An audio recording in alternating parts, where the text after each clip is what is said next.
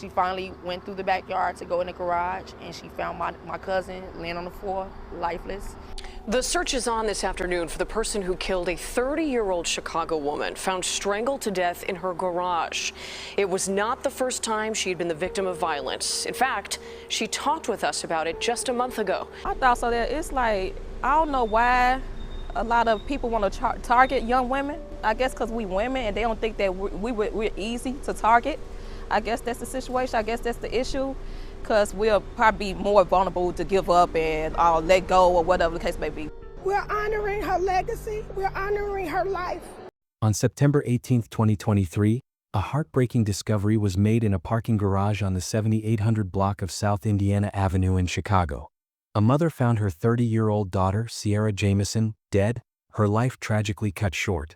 Sierra was not just a devoted mother but a determined woman who had fought through challenges, including surviving an attack just weeks before her untimely death. At the time of her murder, Sierra had been in a relationship with a 63-year-old man, described as her sugar daddy. After just a month of dating, he tracked her down and ended her life in an act of shocking brutality. He was later arrested and pressured to confess, revealing a chilling motive behind the crime. This is the tragic and deeply unsettling story of Sierra Jameson. Notably, just weeks before her death, Jameson had spoken out about violence against black women in an interview with CBS 2. She recounted a previous incident where she was the victim of an attempted carjacking. My Jeep, my Wrangler, that was something for a gift for myself, because I know how hard I work for it. I know how many sacrifices I've done for my family, my son, because he's been through a lot. My son had open heart surgery. He has a disability, so he means a lot to me. And I'm not finna let this young man with a knife at that take anything I work hard away from me. Her untimely death underscores the very issues she sought to highlight. Before we begin the story, we want to take a moment to extend our heartfelt condolences to the friends, family, and loved ones of Sierra Jameson. This devastating loss has left an irreplaceable void in the lives of those who knew and cherished her. Sierra was a Chicago native, a city that, despite improvements in its crime rate, remains a hotspot for violence. In 2024, homicides in Chicago had dropped by 15% to 617, yet it still held the grim title of the U.S. murder capital for the 12th consecutive year. Sierra was a hardworking and ambitious woman. After completing her education, she pursued a career as a phlebotomist, a profession that showcased her dedication to helping others. But she wasn't stopping there. She had been preparing to enroll in nursing school, determined to create a brighter future for herself and her family. However, Sierra's greatest source of motivation was her 6-year-old son. He wasn't just the center of her world, he was the driving force behind her determination. Her son had faced serious health challenges from an early age, having been diagnosed with autism and undergoing open-heart surgery. My son had open heart surgery. He has a disability, so he means a lot to me. Despite these hardships, Sierra was relentless in her efforts to provide him with the best possible care and a life filled with love and security. She lived with her mother and 2 younger sisters in the Park Manor neighborhood of Chicago, where she created a warm and nurturing environment for her family. Her daily routine was centered around them. After work, she would come home, spend quality time with her loved ones, and shower her son with affection. She had big dreams for the future, envisioning moments like hosting grand family gatherings, celebrating holidays, and building a life filled with love and stability. In fact, Sierra had just celebrated a major milestone, her 30th birthday. It was a time of joy, hope, and dreams of a brighter future. But tragically, that future was stolen from her far too soon. Her family cherished the moment as a testament to Sierra's ambition and the love she poured into every aspect of her life. Surrounded by those who mattered most, her mother and her 6-year-old son, Sierra radiated pride. It wasn't just about celebrating another year, it was about acknowledging her accomplishments and the bright future she was building for herself and her child. Life seemed to be getting better and better for Sierra. As a dedicated phlebotomist preparing to enroll in nursing school, she was determined to advance her career and secure a stable, promising future for her family. Her birthday carried even more significance as she stood on the brink of new opportunities. Just weeks before turning 30, Sierra had rewarded herself with a Jeep Wrangler, a symbol of her relentless determination and years of hard work. Sierra's family described her as fiercely independent and incredibly goal-oriented. She constantly pushed herself to achieve more, all while keeping her loved ones at the center of everything she did. But even before her tragic death, Sierra had already faced a fight for her life. By the way, we post true crime stories and strange cases. If this interests you, please consider subscribing to our channel. Your support means a lot and helps us continue sharing this content. In 2022, she endured a terrifying attempted carjacking while filling up her gas tank. A man approached her, brandishing a kitchen knife, and demanded her keys, threatening her with violence. However, Sierra's quick thinking and determination played a crucial role in her survival. She noticed that the attacker seemed anxious and unsteady, which gave her the confidence to resist. Still, it wasn't an easy fight and she wasn't alone in it. 2 other women at the gas station stepped in to help. Thinking fast, Sierra asked one of them for a bat from her trunk. Armed with the bat, she confronted the carjacker, forcing him to flee the scene. Police later apprehended the man, and he was convicted of attempted aggravated vehicular hijacking, receiving a 4-year prison sentence. But that traumatic experience sparked something in Sierra. It led her to speak out publicly about violence against Black women. Just weeks before her murder, she gave a local news interview, hoping to raise awareness about the fears and challenges Black women face in today's society. Tragically, the very issue she fought to bring attention to would soon take her life. My Jeep, my Wrangler, that was something for a gift for myself because I know how hard I work for it. I know how many sacrifices I've done for my family, my son, because he's been through a lot. My son had open heart surgery. He has a disability, so he means a lot to me. And I'm not finna let this young man with a knife at that take anything I work hard away from me. I thought so that it's like, I don't know why a lot of people want to target young women. I guess because we women and they don't think that we're easy to target. I guess that's the situation. I guess that's the issue, because we'll probably be more vulnerable to give up and let go or whatever the case may be.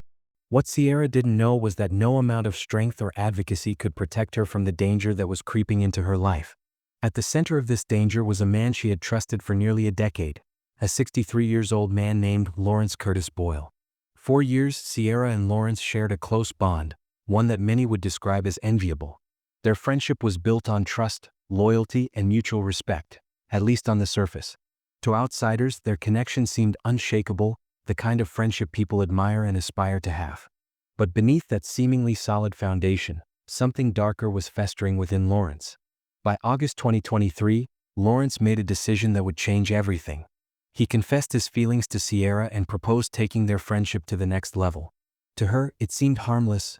Why not explore a future with someone who already knew her so well? Who better to build a life with than a trusted friend? Or so she thought. What Sierra didn't realize was that this new relationship would become the beginning of a nightmare, one that would ultimately lead to her tragic death.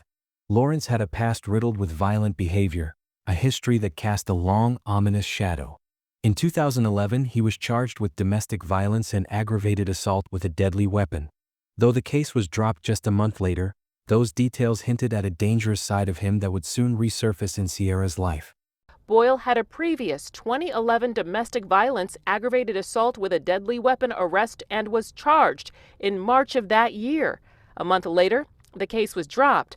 Yet, despite any warnings hidden in his past, she gave their relationship a chance.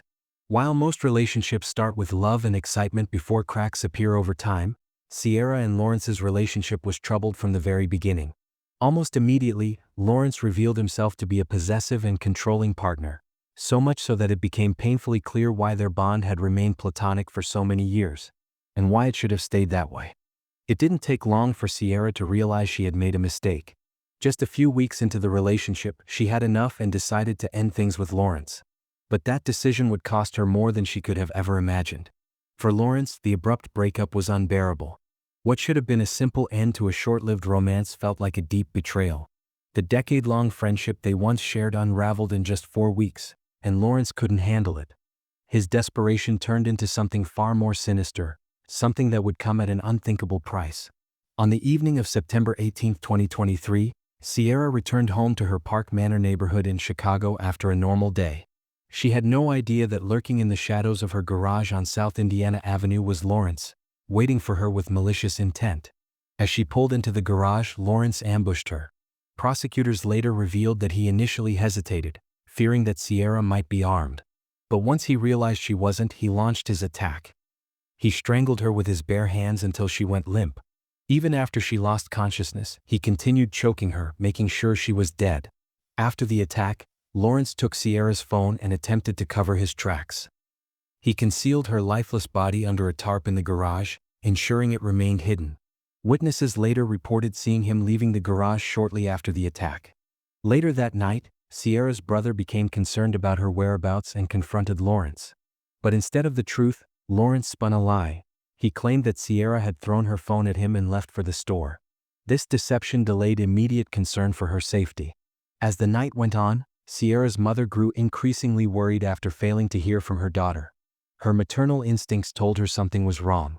She went to check the garage, and there, beneath the tarp, she made the devastating discovery. Sierra's lifeless body had been hidden in plain sight, her life stolen in an act of pure cruelty.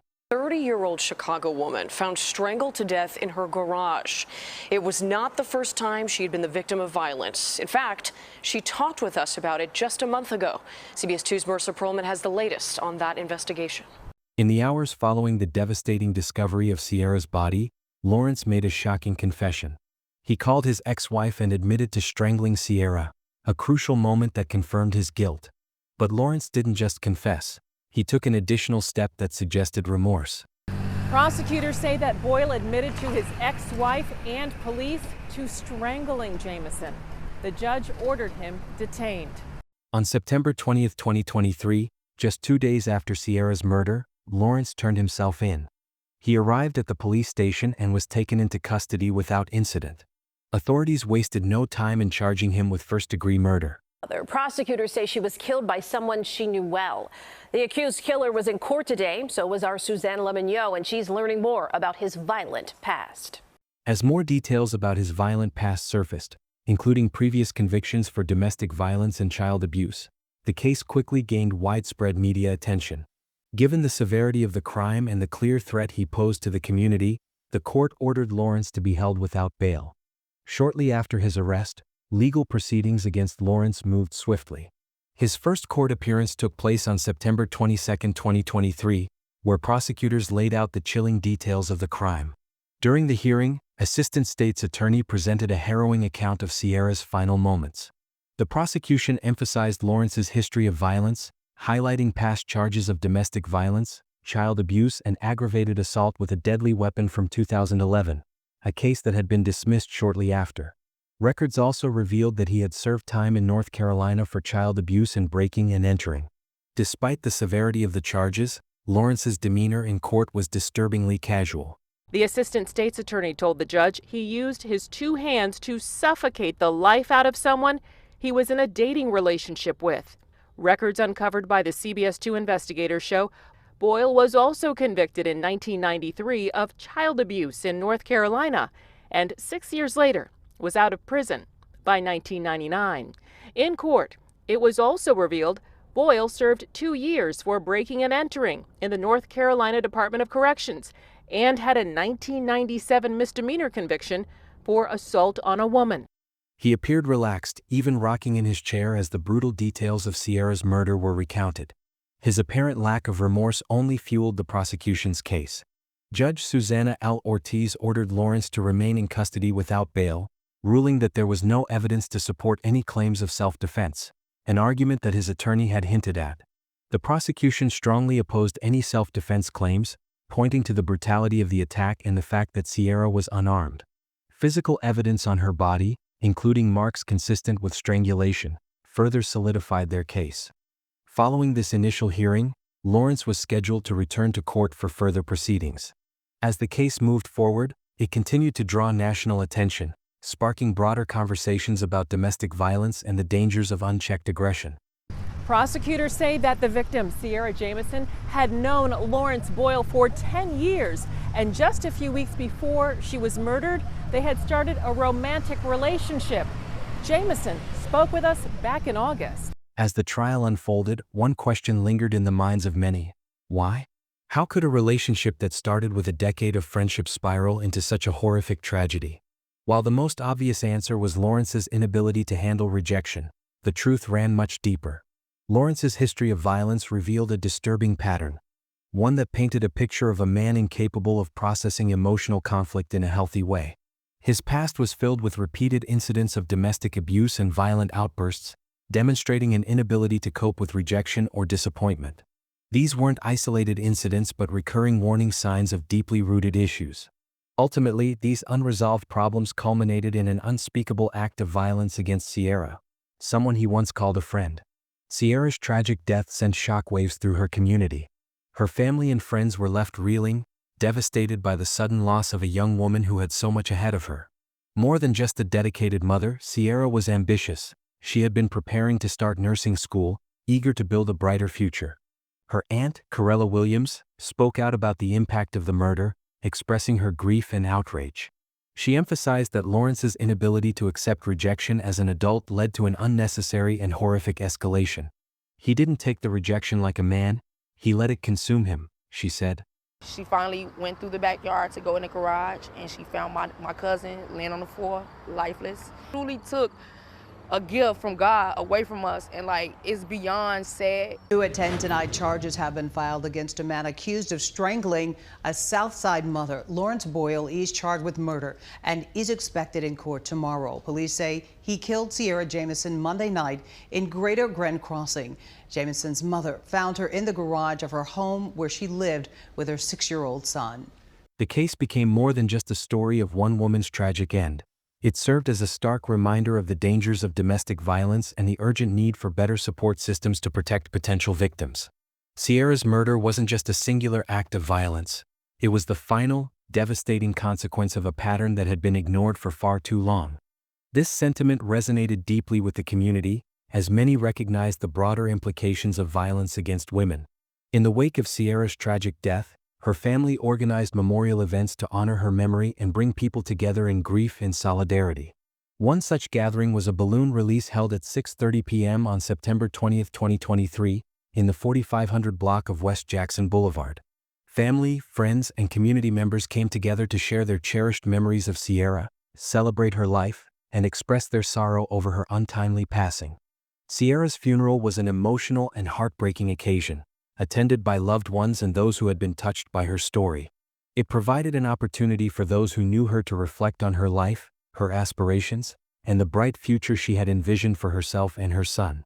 As they mourned, many attendees also used the moment to raise awareness about domestic violence, emphasizing the need for stronger support systems for women at risk. The grief felt by Sierra's family and friends extended beyond personal loss. It became a rallying cry for justice. Her story ignited discussions on domestic violence, particularly within the Black community, underscoring the urgent need for societal change. In the aftermath of her murder, Sierra's family focused on one of the most important aspects of her legacy, her son. Determined to secure his future, they launched community support initiatives, including a GoFundMe campaign to provide financial assistance for his education and well-being. This effort reflected not only the family's dedication but also the community's overwhelming desire to help the child who had lost his mother in such a tragic and senseless way. On the GoFundMe page, they showed their sorrow that she was truly one of a kind and knowing her was a gift. Our heart aches thinking about her 6-year-old son who's now without his mother. We need to come together to support him and help secure his future.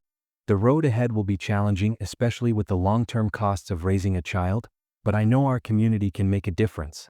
As they sought justice for Sierra, her loved ones also worked tirelessly to create a stable and nurturing environment for her son. Losing his mother at such a young age would undoubtedly leave a lasting emotional impact, and his family was committed to ensuring he received the love, care, and support he needed to navigate this difficult chapter. As legal proceedings against Lawrence moved forward, the case served as a stark reminder of the dangers of domestic violence and the importance of community action.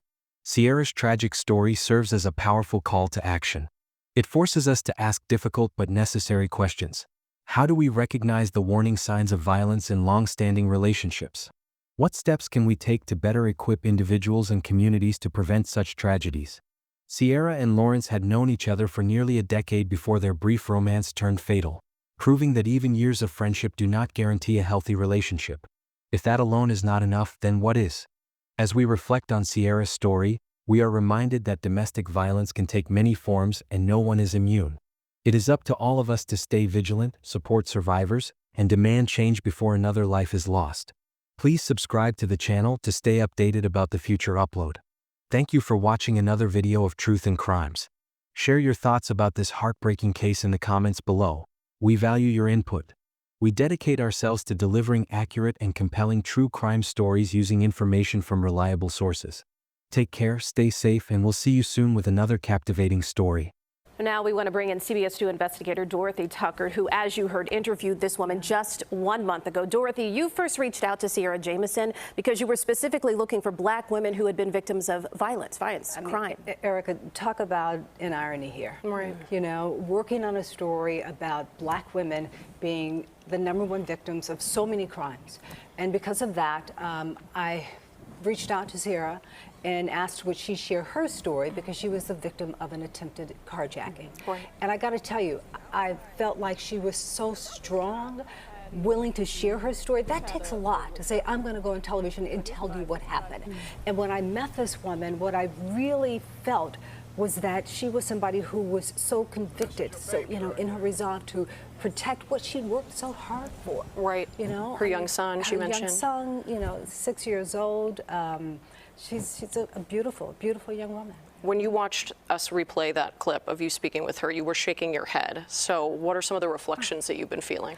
You know, I found out about this yesterday, you know, like so many other people, and I'm numb. Sure. You know, I have to admit, I'm just numb. This has never happened to me before. I've never had a story where I've interviewed somebody and then, you know, a month or so later, they're dead. You know, and I know you say I talked to her that one time, but I actually talked to her a few times because leading up. when you get ready to set up a story, Yes. you have to develop a relationship with that person because, you know, I'm asking her to do something that is really outside of her character, and you have to convince them that they have to get trust for you, you know. So we had created just a little bit of a bond that said, I hear you, you know, and she wanted to be able to say, let me tell people what it's like to be a black woman today, and fearful so many times. And again, you know, you're talking about a story where you're talking about somebody who is a victim of crime and then something like this happens. If this is not the ultimate of what we're talking about and the importance of us doing the story to talk about what happens to black women, you know, this is it. This is the example. And now this young boy without his mother. Without his mother, yeah. Well, thank you, Dorothy, for your insight Okay, you got on to this. watch for the story. We're going to be, you know, it will be airing very soon. Good. Thank you for your reflections. We appreciate that very much.